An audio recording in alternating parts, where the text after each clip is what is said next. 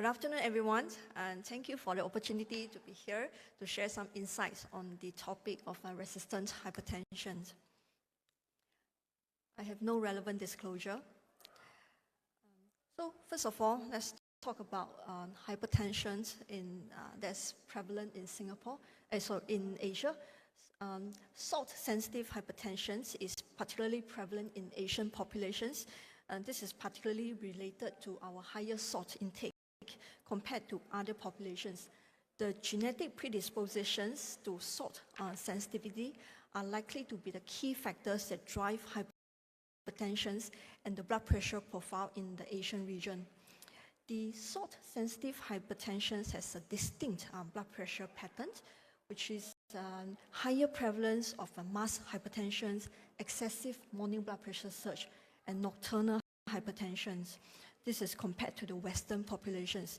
So I'm highlighting this just also to remind us that not only to look at the office blood pressures, but we should also look out for is there any nocturnal hypertension, early morning blood pressure surge. For salt-sensitive hypertension, before even talking on medications, we should also not to forget and advise patients on non-pharmacological measures, which is salt restrictions to less than 1.5 grams a day. This will be very effective for Asian patients with hypertension. The resistant hypertension is defined as a blood pressure more than 140/90, despite the concurrent use of 3 or more maximally tolerated antihypertensive agent. One of these must be a diuretic.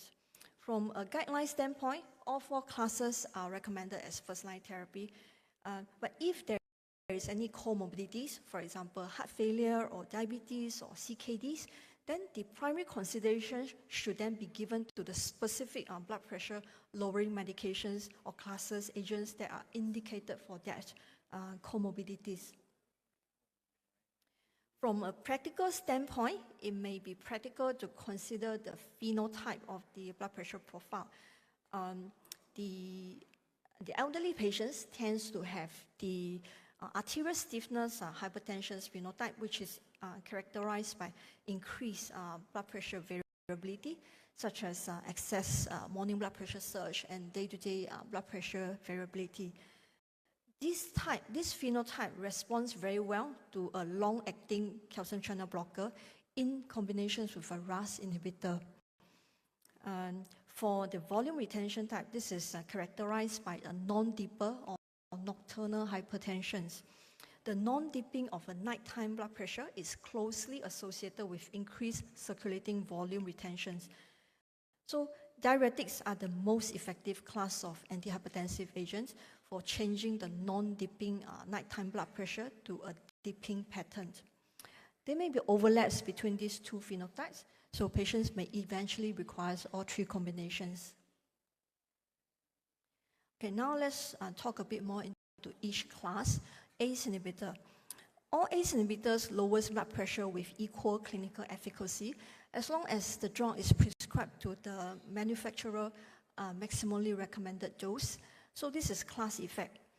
The difference then lies with the duration of actions of the drugs that then determines the dosing frequency and subsequently compliance. Perindopril has very long half-life. Okay, it is excellent for 24 hours blood pressure control. Lisinopril is pretty good, but it has to be more at a higher dose, more than 20 milligrams. Enalapril and ramipril has a slightly shorter half-life, so end of dose waning may occur, so patients may benefit from twice daily dosings. Captopril has very short half-life, so it is actually not a good antihypertensive agent because patients require to take multiple daily doses. And angiotensin receptor blockers is slightly different. Amongst all the ARB, there is some slight variations across the agents. The newer ARB, such as azacitidine, olmesartan, has a slight superiority, whereas losartan is inferior compared to all other ARBs. The valsartan and losartan has a shorter half-life, so patients requires twice daily dosings in order to maintain adequate 24 hours blood pressure control. ACE inhibitor and ARB exhibit a flat dose response relationship. What it means is that at half of the maximum dose, the drug can achieve about 80% of the blood pressure lowering effect. Increasing the up titration of the drugs to the maximum dose only brings marginal reductions in the blood pressures by around 1 to 2 millimeter mercury. The further up titrations primarily extends the duration of actions of the drug rather than increasing the potency. And because of this flat dose response relationship for ACE and ARB, and if the patient's blood pressure is significantly above target, combinations of two agents in moderate doses can provide a greater blood pressure lowering than maximizing a monotherapy with an ACE inhibitor or ARB.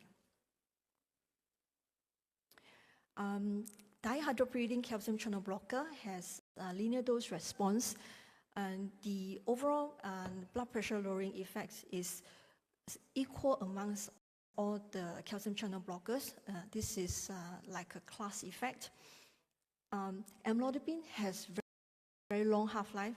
This is excellent at maintaining a smooth 24 hours blood pressure control. In fact, this is one of the most reliable once-daily antihypertensive agents available. For felodipine and nifedipine, we must go with the extended release form. The thiazide or thiazide-like diuretics is an underprescribed antihypertensive agent. The most commonly used thiazide is hydrochlorothiazide. It has short duration of actions, is unsuitable for a reliable 24 hours blood pressure control. Patient may get an adequate office BP reading, but they get nocturnal hypertension. So this creates mass hypertension. The newer agents like the thiazide-like diuretics, such as clothalidone or indapamide, they are more potent, has superior blood pressure lowering effect compared with hydrochlorothiazide. And all thiazides can have is associated with side effect of hypokalemia or electrolytes derangement. This may be the reasons of the higher rates of treatment discontinuations for this class. Of note, the elderly women are at highest risk for thiazide-associated side adverse effect, particularly hyponatremia. The other high-risk patients includes patients with low body mass, baseline electrolyte abnormalities, and those prone to fall.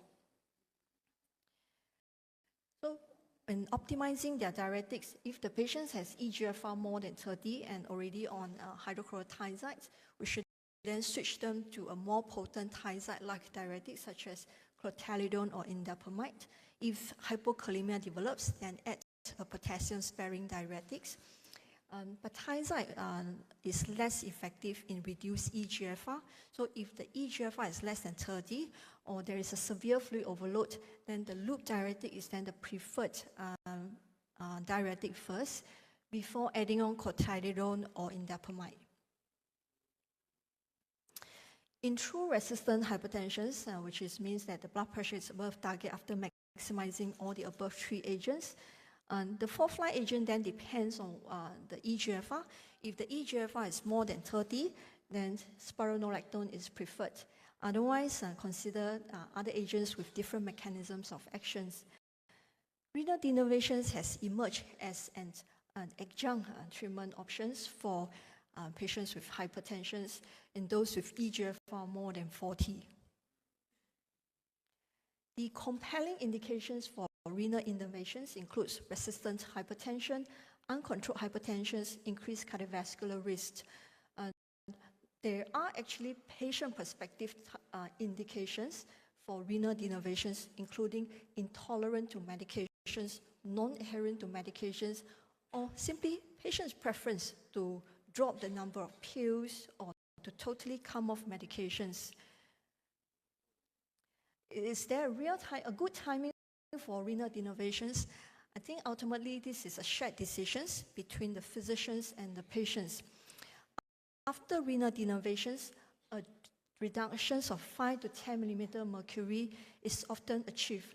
This may contrast with patients' expectations of more than 10 millimeter mercury reductions after the procedure.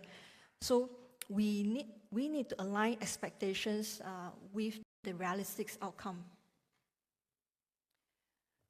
So in the shared decision-making process, we should also emphasize that each reduction of the 5 millimeter systolic blood pressure drops lowers the risk of major adverse cardiovascular event by about 10%. And therefore, even a 5 to 10 millimeter mercury reductions after renal denervations, there is still benefit. So my take-home message is here. First, don't forget non-pharmacological measures, reinforce salt restrictions, select long-acting antihypertensive agents for a homogeneous 24 hours blood pressure control, maximize diuretic therapy, and renal denervations is an adjunct treatment option that fulfills an unmet need in blood pressure management and patients who want additional options. Thank you. Thank you so much for your presentation.